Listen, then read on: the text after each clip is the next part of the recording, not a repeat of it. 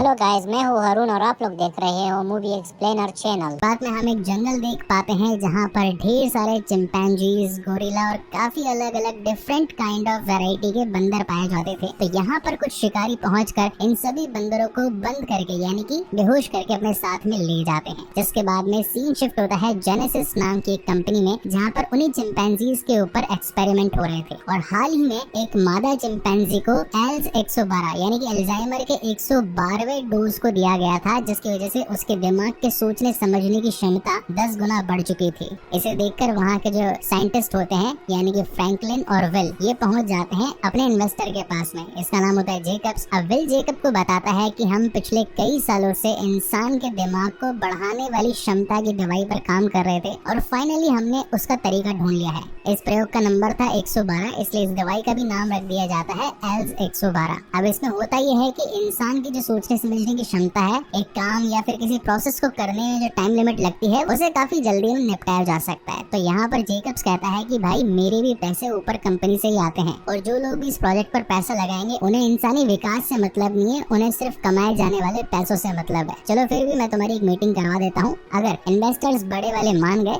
तो तुम इस प्रोजेक्ट को आगे कर सकते हो, क्योंकि ऑलरेडी इस पर बहुत पैसा लग चुका है और अब इसके प्रोडक्शन के लिए मेरे पास 1 रुपया भी नहीं है। मगर विल उसका काफी अच्छा दोस्त होता है, फाइनली उसके मनाने पर वो मान जाता है। जिसके बाद में नेक्स्ट सीन में हम सीधा बोर्ड मेंबर्स की मीटिंग को देख पाते हैं, जहाँ पर इसी एल्स 112 दवाई के ऊपर बातचीत हो रही थी, जो कि इंसानी क्षमता को बढ़ा सकता था। अब उस मादा चिंपैंजी को लोगों के सामने लाने से पहले ये लोग बाहर निकालने वाले होते हैं, मगर इस वक्त वो काफी ज्यादा आक्रामक हो चुकी थी और इसी वजह से यहाँ पर हर जगह अफरा तफरी मच जाती है। मतलब साइंटिस्ट इसे पकड़कर उस मीटिंग में ले जाने वाले थे, मगर यहाँ पर वो अपनी जान बचाने के लिए इधर से उधर भागने लगती है। उसे ये लग रहा था कि ये लोग मुझे मारेंगे। अब वो भी क्यों मारेंगे मैं आपको बाद में बताऊंगा। यहाँ पर इतनी ज्यादा अफरा तफरी मच चुकी थी कि सीधा वो मादा चिंपैंजी कूद करके इन्हीं की मीटिंग में आ जाती है और कहीं बाकी लोग ना मारे जाएं या फिर किसी को नुकसान ना पहुंच जाए तो सिक्योरिटी गार्ड उसे गोली मार देता है। हालांकि विल ऐसा नहीं चाहता था, मगर अनफॉर्चुनेटली उसका ये नया प्रोजेक्ट जिस पर ये एक्सपेरिमेंट परफॉर्म किया गया था वो मारा जाता है। और अब तो जेकब ने भी विल को मना कर दिया था कि अब तुम किसी भी प्रोजेक्ट पर काम नहीं करोगे, इंक्लूडिंग कंपनी तो तुम्हें निकालने की बात कर रही है। जिसके बाद में थक हार कर विल जैसे ही अपने ऑफिस में आने लगता है तो फ्रैंकलिन उसे एक छोटा सा चिंपैंजी का बच्चा दे डालता है और कहता है कि वो मादा चिंपैंजी इसलिए आक्रामक हुई थी क्योंकि उसे लग रहा था कि हम उससे उसका बच्चा भी छीन लेंगे, जैसे कि उसे जंगल से छीन कर ले गए थे। इसी वजह से वो बहुत ज्यादा गुस्से में आकर हर जगह अफरा तफरी तोड़ा फोड़ी मचा रही थी और अब इसे तुम संभालो, क्योंकि बाकी सारे चिंपैंजीज को जेकब्स ने मारने का ऑर्डर दे दिया था। मैंने उन्हें मार दिया, मगर ये बच्चा छोटा था, मुझे ठीक नहीं लगा कि मुझे इसे मारना भी चाहिए कि नहीं, लेकिन अब ये तुम्हारी प्रॉपर्टी है। अब विल को उसे अपने घर पर लाना पड़ता है। अब यहाँ पर हम उसके 2 लोगों को देख पाते हैं। एक तो होते हैं उसके फादर, जो कि अल्जाइमर नाम की बीमारी से ग्रसित होते हैं। इसमें हर चीज इंसान भूल जाया करता है कि बेटा कितने साल का है, कौन सा टेस्ट उसका चल रहा है, खाने में क्या खाना है, दवाई कौन सी थी, ड्राइव कैसा होता है, ये सब कुछ मामला अल्जाइमर नाम की बीमारी में इंक्लूड होता है। अब यहाँ उसके घर में उसकी डॉक्टर भी होती है,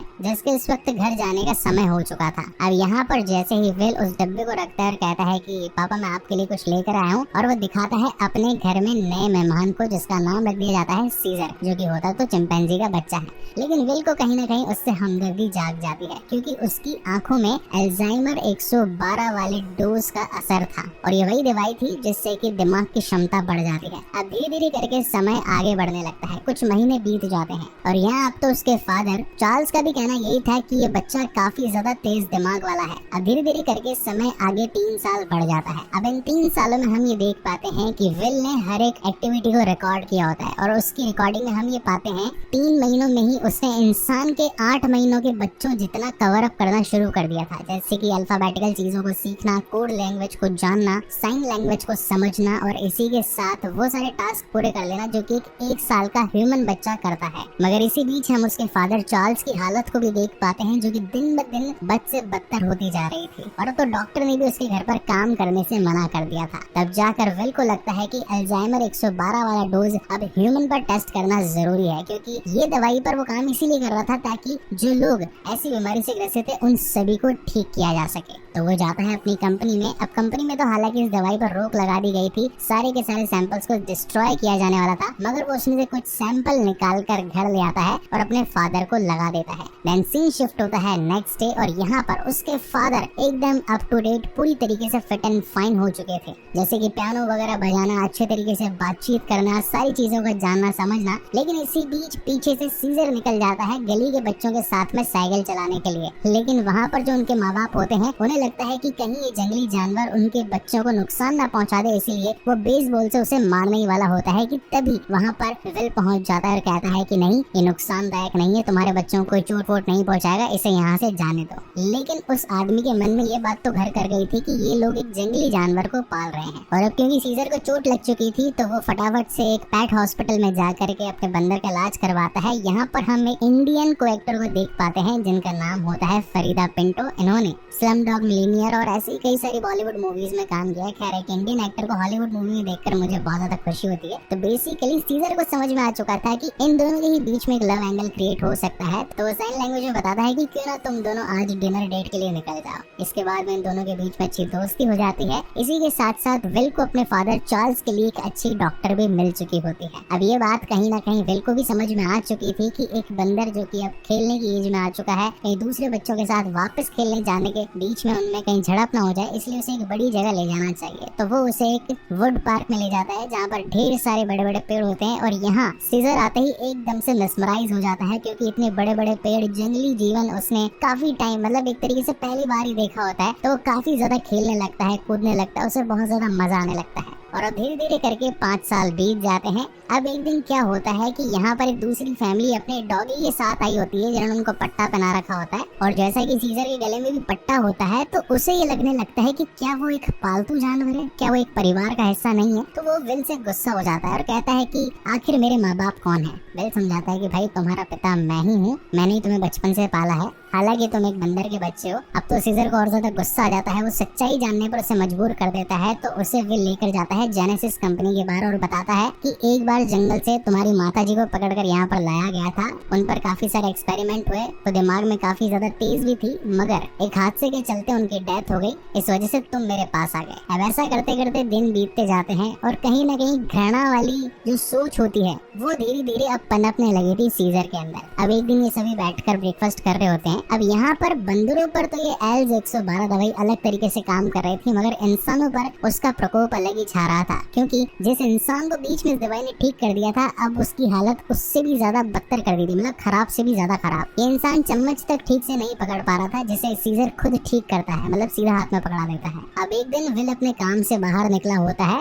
और घर पर जो उसके पिताजी यानी कि चार्ल्स होते हैं उन्हें लगता है कि खुली गाड़ी का दरवाजा यानी कि ये मेरी ही गाड़ी है, तो वो बैठकर उसे चलाने लगते हैं, मगर अल्जाइमर बीमारी के चलते वो उस गाड़ी को इधर उधर ठोक देते हैं। अब जिनका पड़ोसी होता है वो आ जाता है बाहर और कहता है कि मैं तुम्हारे ऊपर पुलिस केस करूंगा, तुम तो क्या तुम्हारे बेटे पर भी करूंगा, क्योंकि उसने एक इल्लीगल जानवर यहाँ पर पाल रखा है। और वो बार बार उसे पॉइंट आउट करने लगता है। अब ऊपर की खिड़की से सीजर ही सब कुछ देख रहा था, उसे बर्दाश्त नहीं होता कि आखिर उसके परिवार के इंसान पर कोई उंगली कैसे उठा रहा है, तो वो नीचे आकर सबसे पहले तो उस बंदे को धोता है और फिर उसकी उंगली काट जाता है। इस बात से तो वहाँ के जितने भी लोग खड़े थे वो घबरा जाते हैं और सीजर को कहीं ना कहीं ये लगने लगता है कि लोग मुझसे घबरा क्यों रहे हैं, मैं तो फ्रेंडली हूँ, आखिर मैंने कोई बहुत ज्यादा गलत काम कर दिया क्या। अब ये जो कांड हुआ था इसी के चलते पुलिस वाले उठाकर चिंपैंजी को चिंपैंजी के घर में डाल देते हैं, यानी कि एक जानवर को जानवरों की जगह। मगर विल का उनके लीडर से कहना था कि वो एक फ्रेंडली जानवर है, उसका भरण पोषण बचपन से मैंने ही किया है, एक गलती से हो गई, इसे माफ कर दो, कोई बात नहीं, मेरे साथ जाने दो। लेकिन वो कहता है कि अगर तुम्हें इसकी कस्टडी चाहिए तो कोर्ट में केस करो, अगर वो मान जाएंगे तो मैं तुम्हें तुम्हारा जानवर सौंप दूंगा। अब भाई साहब यहाँ पर डेट मिल जाती है 3 महीने आगे की, यानी कि अभी अपने जानवर से 3 महीने तक दूर रहेंगे। मीनवाइल विल को तैयार करनी थी एल्स 113, क्योंकि 112 के प्रकोप तो वो जान गया था कि चिंपैंजीज पर तो इसका बढ़िया असर हो रहा है, लेकिन जो ह्यूमन बॉडी एंटीबॉडीज बना रही है उस दवाई से लड़ने के लिए, इस वजह से 112 का असर खत्म हो रहा है, तो उसे थोड़ा और पावरफुल बनाकर 113 दवाई बनाई जाए और फिर ह्यूमंस पर टेस्ट किया जाए, जिससे कि उसके रिजल्ट्स बढ़िया निकल करके आएंगे। तो वो जेकब को बता देता है कि उसने ये 112 अपने पिताजी पर ट्राई करी थी, मगर उसमें कुछ गड़बड़ थी, तो मुझे तुम्हारी मदद से 113 नंबर की दवाई बनानी है ताकि ह्यूमन सिविलाइजेशन को एक नया एवोल्यूशन मिल सके। जेकब इस बात से खुश हो जाता है। अब इन्हें उस एक्सपेरिमेंट के लिए कुछ चिंपैंजीज चाहिए होते हैं। मीनवाइल सीन शिफ्ट होता है उसी पेट हाउस पर, या फिर कहें कि एक शेल्टर पर, जहाँ ढेर सारे चिंपैंजीज बंद होते हैं। अब यहाँ पर हम उदास और बीमार पड़े सीजर को देख पाते हैं, क्योंकि उससे उसका घर छिन गया था, उसका साथी विल भी उसके पास में नहीं था, और जो शख्स उसे परेशान कर रहा होता है ये होता है हैरी पॉटर मूवी से ड्रेको मैलफॉय, जिसका नाम होता है इस वक्त डॉज लैंटन, जो कि आकर उसे बहुत परेशान करता है, पानी वगैरह से बहुत धो धो कर मारता है। अब बेचारा उदास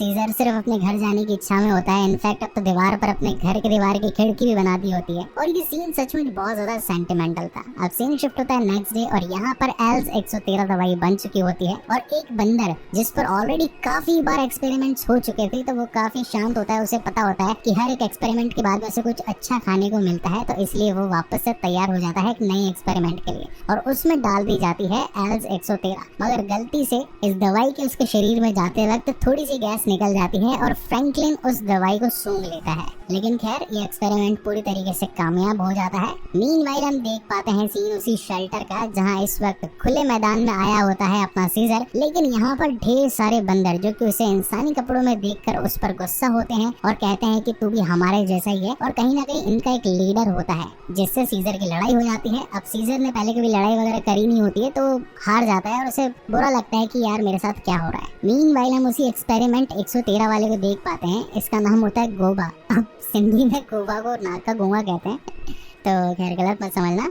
अब यहाँ पर जेकब देखता है कि यार इसमें तो काफी ज्यादा दिमाग आ गया, इसने मेरा नाम लिख दिया। इसका मतलब ये है कि एल्स 113 दवाई बहुत ही शानदार तरीके से काम कर रही है, इसे अब ह्यूमंस के लिए मास प्रोडक्शन पर डाल देना चाहिए। वही सीन शिफ्ट होता है शेल्टर पर जहाँ हम देख पाते हैं कि वहाँ पर मॉरिस नाम की एक बड़ी चिंपैंजी होती है जिसे की साइन लैंग्वेज आती होती है। अब यहाँ पर सीजर उसके साथ बात करता है तो मॉरिस बताती है कि ऊपर पेड़ के पास में दरवाजे का एक लीवर है, अगर उसे खोल दिया जाए तो वहाँ से भाग सकते हो। जिसके बाद अगले दिन यहाँ सीजर से मिलने के लिए विल और कैरोलिन आते हैं। वो उसे देखकर बहुत ज्यादा खुश होता है और सोचता है कि मेरे घर जाने का वक्त आ चुका है, अब मैं यहाँ से निकल जाऊंगा, इन बुरे बंदरों की गिरफ्त से निकल जाऊंगा। लेकिन वो दोनों बताते हैं कि तुम्हारी अभी तक बेल नहीं हुई है, अभी भी कुछ समय और बाकी है, हम फिर से आएंगे और तुम्हें ले जाएंगे। इस बात से तो पूरी तरीके से सीजर का दिल टूट चुका था और अब उसने ये ठान लिया था कि वो यहाँ से भाग जाएगा। एंड देन सीन शिफ्ट होता है नाइट में और जाकर सबसे पहले इस पूरे इलाके के सबसे मोटे तगड़े गोरिल्ला से दोस्ती करता है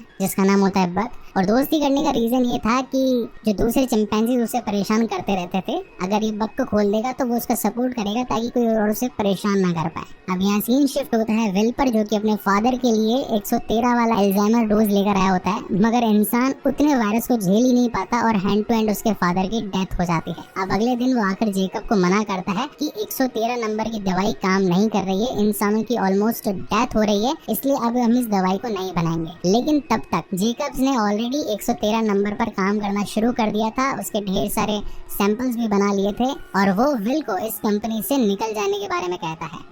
मीनवाइल हम फ्रैंकलिन को देख पाते हैं जिसने 113 नंबर की थोड़ी सी सांस वगैरह ले ली थी, इस वजह से उसकी हालत बहुत ज्यादा खराब हो जाती है और वो विल को ये बताने के लिए जाने वाला होता है कि इस दवाई को रोक देना वरना हर कोई मारा जाएगा। इतने में ही वो गलती से उसी पड़ोसी पर छींक देता है। अभी जो पड़ोसी है इस मूवी के एंड में बताऊंगा इसका क्या हाल होता है। मीनवाइल विल पहुंचा होता है उसी शेल्टर में जहां अब सीजर को रखाया गया था, लेकिन इस बार सीजर जाने से ही मना कर देता है क्योंकि अब उसने इसी जगह को अपना घर बना लिया होता है। हालांकि अंदर अंदर वो रोता जरूर है मगर अब यही उसका घर था। अब यही खेलने वाली जगह पर जब ये सब लोग बैठे होते हैं तो मॉरिस और इसी के साथ सीजर आपस में बातचीत करते हैं। मॉरिस कहती है कि क्या तुम इस लकड़ी को तोड़ सकते हो? तभी अब जो ये तेज दिमाग सीजर होता है वो कहता है कि हाँ एक लकड़ी टूट सकती है मगर 5-6 लकड़ियां एक साथ नहीं टूट सकती, because unity is the strength. तभी उसे याद आता है कि अगर मेरे पास दिमाग है, इन सभी बंदरों के पास में भी अगर दिमाग आ जाए तो फिर हम इस बुरे शेल्टर से निकलकर अपने घर जंगल में जा सकते हैं, क्योंकि बचपन में वो जंगल में जाया करता था। तो यहाँ से सबसे पहले वो रात को खुद को आजाद करके पहुंच जाता है विल के घर पर और देख पाता है कि यार हस्बैंड वाइफ आराम से सो रहे हैं, अब इन्हें मेरी कोई जरूरत नहीं। तो वो फ्रिज खोलकर वो दवाई निकाल लेता है। लेकिन इस दवाई में इस बार क्या होती है, बढ़िया वाली एक बात होती है कि गैस में बदल चुकी होती है दवाई। पहले वाली खाली ना इंजेक्शन लेने पर ही कामयाब होती थी, तो इस बार समझ में आता है सीजर को कि अब करना क्या है। तो वो क्या करता है, इस दवाई के 4-5 डोज ले जाकर पहुंच जाता है उसी शेल्टर में और चाकू मारकर फोड़ देता है और सारी की सारी गैस को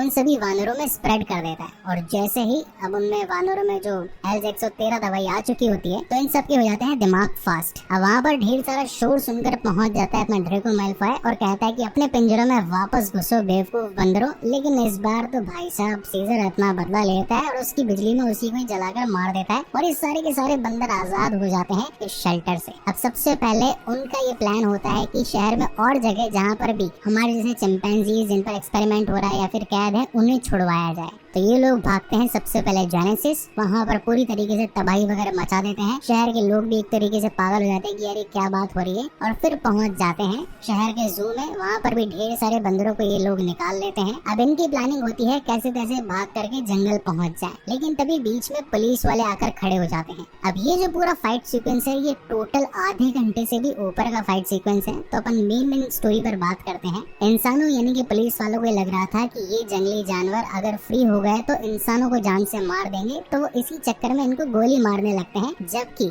सीजर और बाकी सारे बंदरों का ये प्लान होता है कि किसी को भी मारना नहीं है, चाहे भले कोई हमारे ऊपर कुछ भी करे, हम चुपचाप यहाँ से भाग करके जंगल पहुँच जाएंगे और अपनी एक नई लाइफ स्टार्ट करेंगे। अब इस बीच इनमें काफी सारे झगड़े होते हैं, बहुत सारा धूम धड़ाका होता है। बग अपने चिंपैंजीज को बचाने के लिए पूरे के पूरे हेलीकॉप्टर को गिराकर पटक देता है, और ये सारी चीजें वेल नोटिस कर रहा होता है। And at the end movie के कंक्लूजन में हम ये देख पाते हैं कि सारे के सारे बंदर यानी कि जो भी चिंपैंजीज, गोरिल्लाज और अलग कैटेगरी के थे, ये सभी पहुंच जाते हैं शहर से दूर एक जंगल में। यहाँ विल भी आया होता है, समझाने की कोशिश करता है कि ये तुम्हारी जगह नहीं है, तुम वापस घर चलो, मैं तुम्हें लेने के लिए आया हूँ। लेकिन इस बार सीजर उसके कान में कहता है ये सीजर का घर। खैर इस पर काफी सारे मीम्स बने, वो आपको याद आ जाएगा। तो कुल मिलाकर अब सीजर के पास में उसके नए लोग, नया घर, नया परिवार था, जिनके साथ वो बहुत ज्यादा खुश था। और ये मूवी यहीं पर खत्म हो जाती है। अब इस मूवी के पोस्ट क्रेडिट सीन में हम ये देख पाते हैं वो पड़ोसी जो कि पेशे से एक पायलट होता है, अब एक नई फ्लाइट एक नए शहर में जाने वाला होता है।